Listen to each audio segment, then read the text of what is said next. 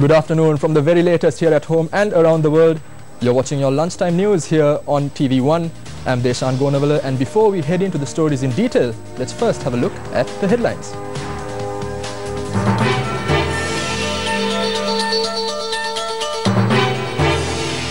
A 25-year-old Sri Lankan citizen living in Sydney charged with terrorism-related offences.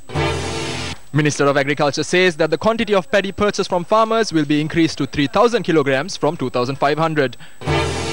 Suspect arrested over the incident where a woman was shot down in Ranmutugala, Kadawatha. People of Anuradhapura face major water crisis due to prevailing dry weather conditions.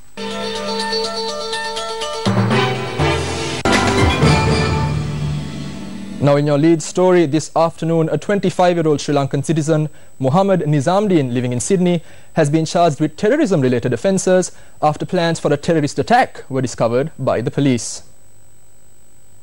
Australian media revealed that the police also allegedly found a notebook that named a number of locations and individuals that are potential targets.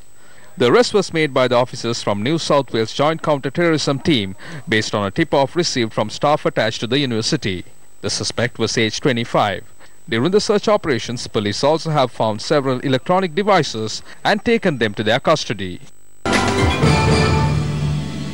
Now in some local news, the Attorney General's Department informed court yesterday that all legal measures have been taken to extradite fugitive former Central Bank Governor Arjuna Mahendran to Sri Lanka from Singapore. The Attorney General's Department also informed court that there is no legal barrier for Arjun Mahendran to acquire the documents he sought earlier via Interpol Singapore in connection to the magisterial inquiry on the bond scam. The beneficial owner of Perpetual Treasuries Limited, Arjun Aloysius, and Kasun Palise were further remanded until the 13th of September. A suspect in relation to the incident where a woman was shot down in Ranmutugala, Kadawatha, has been arrested. Police said the arrest was made by the officials of the Palliaguda Crimes Division in Beyagama. The suspect was a 26-year-old resident of Malwana. Police further noted the suspect is addicted to heroin. Investigations revealed that the murder was planned by an individual named Gota Asanka, who is currently in remand custody. Investigations are underway to arrest 2 more suspects, and the arrested suspect will be produced before the Mahara Magistrate Court today. Now in some tragic news, people in the Anuradhapura district are facing a major water crisis due to the prevailing dry weather conditions. The district office of the National Water Supply and Drainage Board requests the public to use water sparingly. People of the Anuradhapura are facing a major water crisis due to lack of rainfall over the past few months. Our correspondent said water levels of all reservoirs in Anuradhapura are decreasing.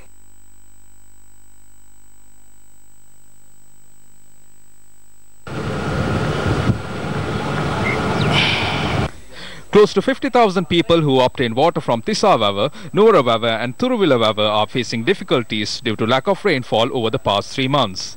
Locals say the crops have been destroyed due to lack of water, and there are no water sources in the area to fulfill the requirement. People from Mahavillachia are also facing difficulties due to the dry weather conditions over the past 3 years, and say harvesting has become a difficult task.